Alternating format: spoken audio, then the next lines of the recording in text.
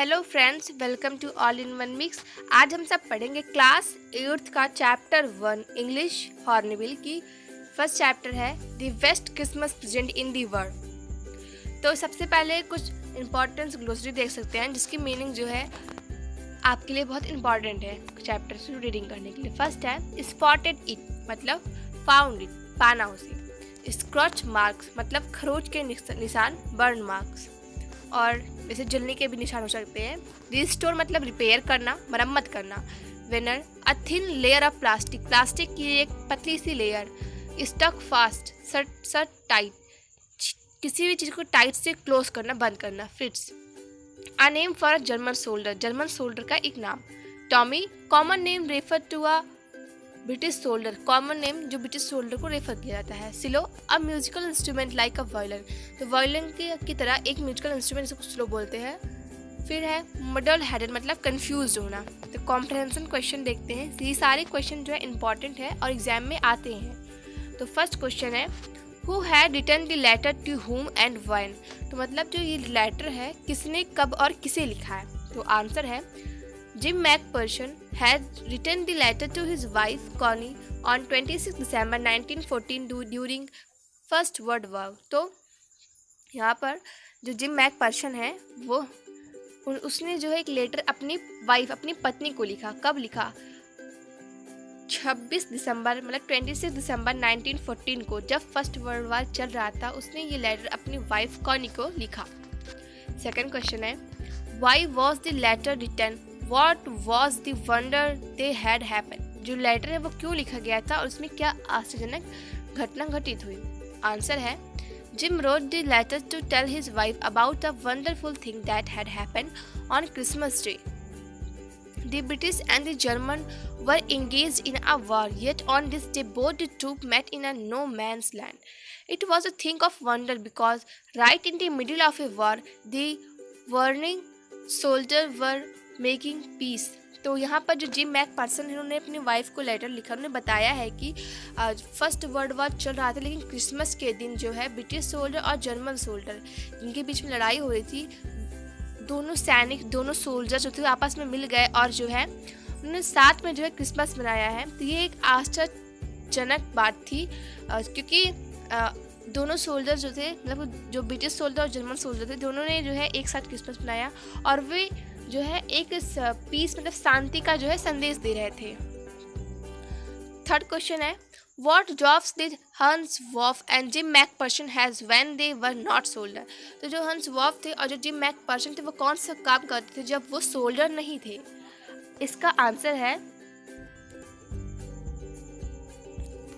है before joining the army Hans played the cello in a orchestra and Jim was a teacher. तो जब उन्होंने army join नहीं किया था तो उससे पहले जो हंस थे वो जो है स्लो ऑर्केस्ट्रा में एक स्लो इंस्ट्रूमेंट जो वायलिन की तरह होता है उसको वो बजाते थे और जो जिम थे वो एक टीचर थे।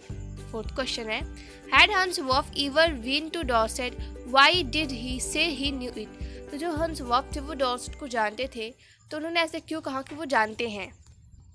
तो आंसर है Hans Wolf never been to Dorset. Hans Wolf जो है उन्होंने कभी डॉर्सेट को जानते भी नहीं थे वो उन्होंने देखा भी नहीं था but he knew it because he had read about it in his favourite book name Madding Cover written by Thomas Hardy. तो जो हैंस वॉफ थे उन्होंने डॉर्सेट के बारे में उन्हें कुछ भी नहीं पता था लेकिन जो है वो जानते थे बिकॉज उन्होंने अपनी फेवरेट बुक जो थी उनकी मैडिंग कवर्ड उसमें उन्होंने लिखा था जो थॉमस हार्डी के द्वारा लिखी गई थी। तो उसमें उन्होंने जो है डॉर्स के बारे में पढ़ा था तो उन्होंने बोला कि हमें इसे जानते हैं। तो फिफ्थ क्वेश्चन है do you think Jim McPherson come back from the war how do you know this. तो क्या आप सोचते हैं कि जो जिम मैकपर्सन है वो वॉर से वापस आएंगे, आपको कैसे पता चला। तो आंसर है no Jim McPherson did not come back from the war. जो जिम मैकपर्सन थे वो वॉर से कभी भी वापस नहीं आएंगे because slow tapped box had a note paper on it. जो स्लो टैप का बॉक्स था उसमें एक नोट पेपर था। It where he had written that to be buried with me when the time comes it is clear that he never come। तो जो है slow box type box में जो एक नोट पेपर था उसमें जो है लिखा हुआ था टाइम्स के बारे में कि मैं कभी वापस नहीं आऊँगा। It is clear that he never come. तो उस बात से मुझे पता चलता है कि जो जिम मैकपर्सन वो कभी भी वॉर से वापस नहीं आएंगे। 6 क्वेश्चन है, Who did Kenny McPherson think her visitor was? जो कैनी मैकपर्सन ने सोचा कि विजिटर कौन है, तो आंसर है the Connie thought that the visitor was her own husband Jim McPherson. जो कॉनी थी वो सोच रही है कि जो विजिटर आया हुआ है वो उनका हस्बैंड जिम मैकपर्सन था। 7th क्वेश्चन है, Why was the letter written? What was the wonderful thing that had happened? ये क्वेश्चन मैंने फर्स्ट पेज पे लिखा हुआ, उसका आंसर देखिए सेम क्वेश्चन डबल बार रिपीट हो गया है। तो 8th क्वेश्चन है, Which sentence in the text shows that the visitor did not try to his identify? तो मतलब किस सेंटेंस से आपको पता चलता है जो विजिटर है वो आइडेंटिफाई नहीं हो रहा था। तो answer the sentence which shows that the visitor did not try to hide identity is I explained about the text, about how I had found it, but I don't think she was listening। जो visitor था उसने अपनी सारी बातें बताई कि उसने जो है जो डेस्क थी उसने उसको कैसे पाया उसमें, तो और उसको उसके बारे में कुछ एक्सप्लेन किया कि उसने जो है लेटर कहाँ से पाया उस बॉक्स में, तो वो सब चीज़ उसने बताया। लेकिन वो सोच रहा था कि जो मिसेज मैकपर्सन को सुन नहीं रही थी। तो working with the text, first question है, for how long do you think Connie has kept Jim McPherson letter, give reason for your answer. तो आप सोच सकते हैं जेमी मैकपर्सन थी जो वो कितने दिन से कितने सालों से वो जो लेटर थी उसे रखी हुई थी। तो आप इसका आंसर कैसे दे सकते हैं, तो एक्सप्लेन करना है आपको। तो Connie must has kept James letter for a long time, almost 70 to 75 years. जो कॉनी मैकपर्सन थी वो उस लेटर को 70 से 75 ईयर पहले से उन्होंने उसको संभाल के रखा था।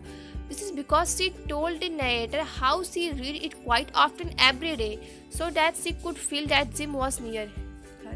तो उन्होंने विजिटर को बताया कि जो नरेटर उसको बताया कि वो जो है उस लेटर को जो है प्रतिदिन वो पढ़ती थी।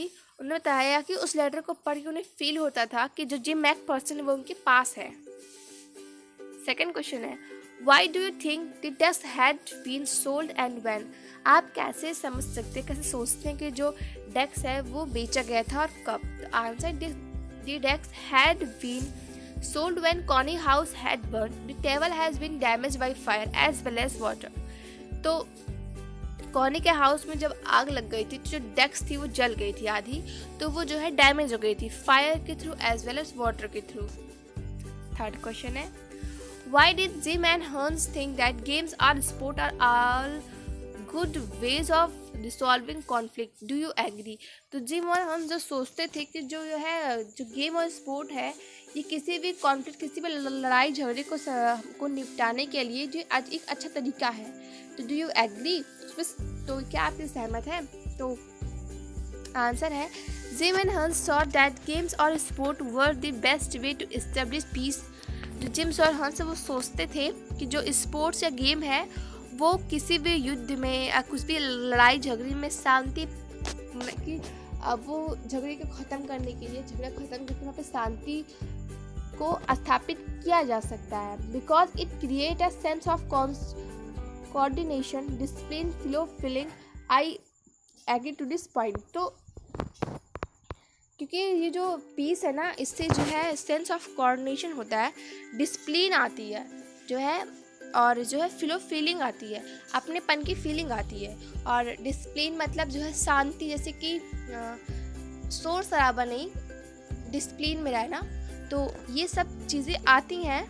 तो इस बात से मैं सहमत हूँ। इन गेम और स्पोर्ट नो वन डाई और does it make among orphan और हीरो। तो जो गेम और स्पोर्ट है इसके ज़रिए जो है कोई भी व्यक्ति जो है मरता नहीं है, शांति आती है, और कोई बच्चा अनाथ नहीं होता है, और कोई पत्नी विधवा नहीं होती। तो 4th क्वेश्चन है, do you think the shoulder of his two armies are like each other और डिफरेंट फ्रॉम ईच अदर? तो क्या आप सोचते हैं जो शोल्डर थे दोनों आर्मी के वो एक दूसरे जैसे थे या एक दूसरे से अलग थे? तो आंसर है the shoulder of the two armies are similar to each other. जो सोल्जर थे दोनों आर्मी के, वे दोनों एक जैसे थे। They celebrate the same festival in the same way, वे सेम फेस्टिवल को सेम वे में सेलिब्रेट करते थे। All of them love to sing carols and to dance, उन सभी लोग जो है डांस करते थे उन्हें, और प्यार से जो है कैरोल्स को गाते थे। They love to share their food with each other, वो जो है अपने भोजन को शेयर करते थे एक दूसरे को, और उन्हें जो है बहुत उससे प्रसन्नता, उन्हें बहुत प्यार मिलता था, बहुत प्रसन्नता होती थी उससे अपने फूड को शेयर करने से। तो mention the various way in which the British and the German soldier become friends and find the things in a common eight Christmas. तो वे तरीके आप मेंशन करिए जिसमें आपको पता चलता है कि जो ब्रिटिश सोल्जर थे और जर्मन सोल्जर थे वो दूसरे के फ्रेंड बन गए थे, और क्रिसमस डे में जो बातें उनमें कॉमन थी। तो इसका आंसर है There are many instances of similar activities of two armies। तो जो दोनों आर्मी थी, ब्रिटिश आर्मी और जर्मन आर्मी, तो इन दोनों में जो है बहुत सारी जो है एक्टिविटीज सिमिलर थी, जैसे कि they come out of their trenches and approach to the no man land greeting happy Christmas to one another. वे जो है दोनों सभी लोग एक साथ आए, और जो है गन वगैरह कोई कुछ लेके आया नहीं था, वे लोग सबको प्यार से दूसरे को हैप्पी क्रिसमस विश किए। They bring food and wine from their respective trenches, वे सब जो है अपने ट्रेंचेस से, अपने टेंट से जो है फूड और वाइन लेके आए थे, एंड एंजॉय देम, और इन्होंने एंजॉय किया। दे प्ले फुटबॉल, उन्होंने फुटबॉल खेला, and talk to one another openly, और एक दूसरे से अच्छे से बात किया। 6th क्वेश्चन है what is Connie's Christmas present, why it is the best Christmas present in the world. तो कॉर्नी का जो क्रिसमस प्रेजेंट कैसा था, क्या था, और उसका ये संसार का सबसे अच्छा क्रिसमस प्रेजेंट क्यों था, प्रेजेंट मतलब गिफ्ट। तो आंसर है corny thought that gym has come back home from war. Corny सोचते थे कि जो जिम मैकपर्सन है वॉर से वापस आएंगे। She mistake the author for Jim, उन्होंने जो है ऑथर को जिम समझ लिया। She has been waiting for husband Jim, वो अपने हस्बैंड के लिए वेट कर रही थी।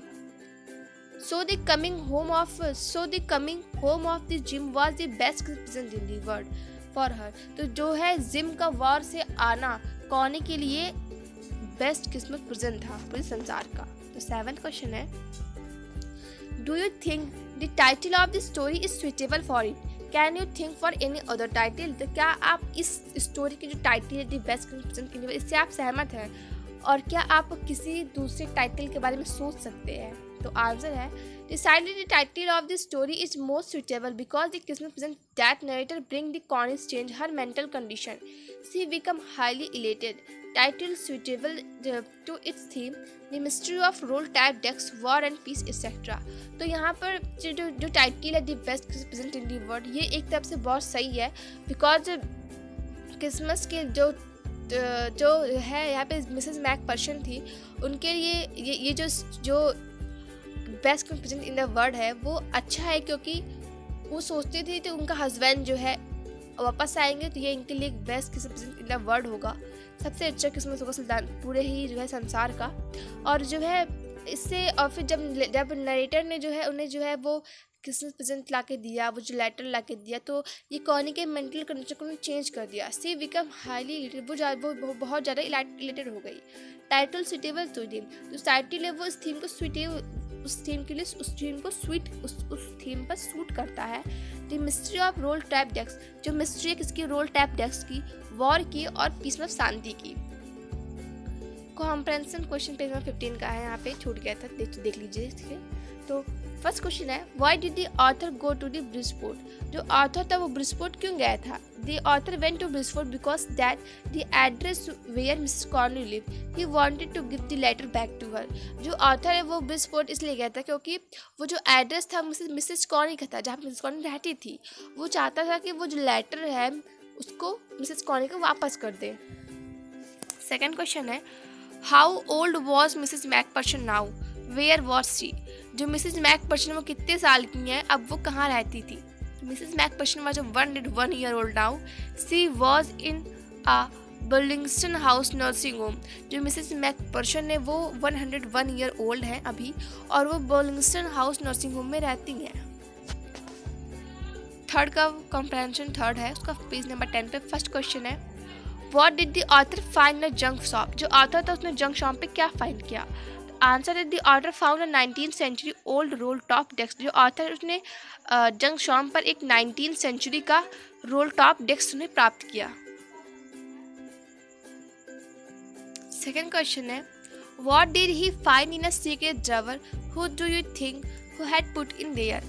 तो यहाँ पर जो सीक्रेट ड्रॉवर है उसने जो है जो नेटर है उसने क्या पाया और वो फिर क्या सोच के वहाँ पे उसको रख दिया। तो answer, the author found a small tin box in a secret drawer. जो ऑथर है उसने सीक्रेट ड्रॉवर में एक छोटा सा टिन बॉक्स पाया। It had a letter in it, उसमें जो है लेटर था। I think the owner of the roll tap desk might have put it there. उसने सोचा कि जो इस रोल टैप डेस्क की रियल वाली ओनर होगी इसने ये स्मॉल टिन बॉक्स यहाँ पर रख के भूल गई हैं। So friend, thank you for watching this and